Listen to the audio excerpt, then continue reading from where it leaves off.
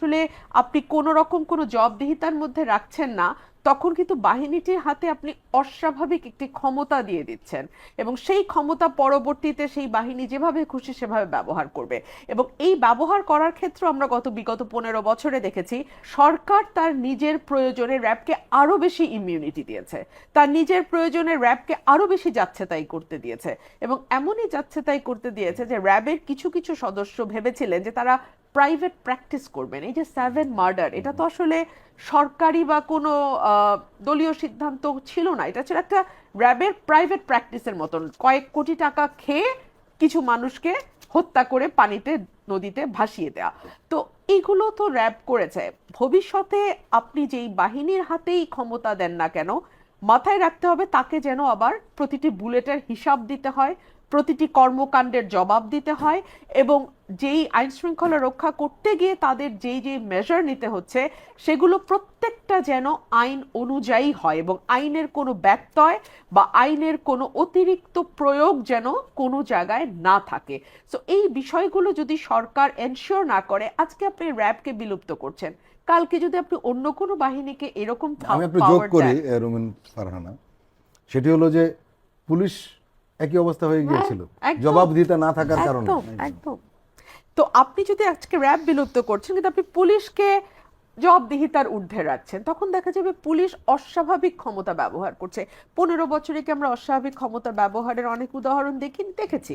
আমরা দেখেছি সাধারণ মানুষ যারা হয়তো কোনো না কোনো ক্রিমিনাল অ্যাক্টিভিটিস বা ফৌজদারি অপরাধের শিকার হয়েছেন, ভিকটিম হয়েছেন, তারা থানায় গিয়ে একটা মামলা দায়ের করতে নাজেহাল হয়ে যাচ্ছেন, তদন্ত করে একটা চার্জশিট আসতে বছরের পর বছর পার হয়ে যাচ্ছে। অন্যদিকে আমরা দেখতে পাচ্ছি পলিটিক্যাল মামলাগুলো রকেটের গতিতে চলছে।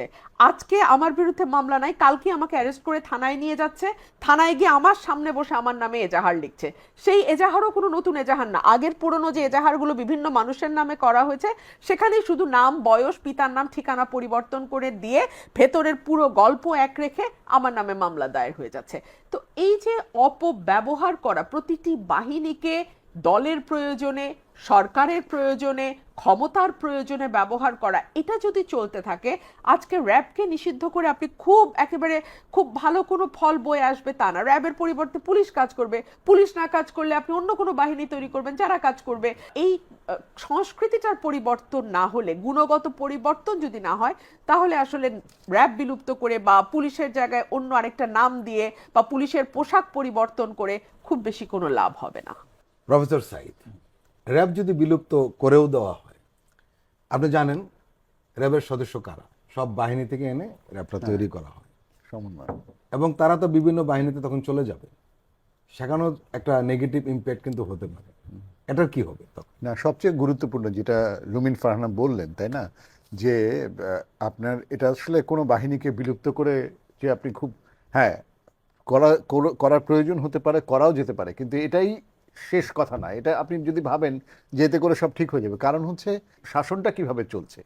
রাষ্ট্রের শাসন যদি হয় যে আইনের শাসন থাকবে না, যা খুশি তাই আমি যা বলবো এটাই আইন, এই যদি হয় রাষ্ট্রের শাসকদের দৃষ্টিভঙ্গি, তো তাহলে তো আপনি কোনো বাহিনী দিয়ে, কোনো আইন দিয়ে কিছু হবে না। তাহলে আপনি আজকে র্যাবের আপনি পুলিশের পোশাক বদলে দেন, আপনি যা কিছু করেন, কোনো কিছু হবে না। সে কারণে আমার যেটা মনে হয় যে, আর আপনি ঠিকই বলেছেন যে ব্যক্তিরা তো রয়ে যাবে, মানে এই বাহিনী না হয় বিলুপ্ত হলো, এরা ফিরে যাবে যার যার ওইখানেই। তো আমি বারবার বলছি যে যেমন বাহিনী হিসেবে ঠিক আছে, বাহিনী অপরাধ করেছে, এমনই অপরাধ করেছে বা জন্ম থেকে ইমিউনিটি ভোগ করেছে, এটাকে আর চলতে দেওয়া যাবে না। কিন্তু এই বাহিনীর ভেতরে যে ব্যক্তিরা এই ক্ষমতার চর্চা করেছে, সেটা একেবারে ধরেন আয়নাঘরের মানুষজনের গল্প যখন আপনি শোনেন, এখানে প্যারালালি অনেকগুলো গল্প ঘটছে। একটা হচ্ছে রাষ্ট্র চেয়েছে এই রাজনৈতিক পরিচয়ের মানুষকে তুলে আনতে, কিন্তু ভেতরে ভেতরে ছোট ছোট গল্প হচ্ছে পুলিশের ভেতরে, র্যাবের ভেতরে যেই লোকজনরা ওইটা এক্সিকিউট করছে, তারা আবার পরিবারের সাথে যোগাযোগ করছে, টাকা দাও, এত টাকা দাও, এত টাকা দিলে ছাড়া দেওয়ার ব্যবস্থা, নিশ্চিত জানে যে ছেড়ে দেওয়া হবে না, কিন্তু ওই টাকা পয়সা লেনদেনের ব্যাপার করছে। তাহলে ছোট ছোট ছোট ছোট অনেকগুলো লেয়ারে ঘটনা ঘটতে থাকে। ফলে আপনি বাহিনী বিলুপ্ত করলেন, কিন্তু বাহিনীর সাথে যুক্ত যে মানুষজনরা যারা এটা এক্সিকিউট করেছে, ব্যক্তি স্বার্থে, গোষ্ঠী স্বার্থে, ক্ষমতার চোখে প্রিয় থাকার জন্য এবং ক্ষমতার অংশীদারিত্বের স্বার্থে যারা এটা করেছে, তাদেরকে তো অবশ্যই বিচারের আওতায় আনতে হবে। এই নজির যদি আমরা না তৈরি করতে পারি, যে এগুলো করলে বাংলাদেশে শাস্তি পেতে হবে। এটা যদি না তৈরি করেন তাহলে আবার কোনো বাহিনী নতুন করে ফ্রাঙ্কেনস্টাইন হওয়ার পথ খুলবে। একটা হচ্ছে আইনের শাসন প্রতিষ্ঠা করতে হবে।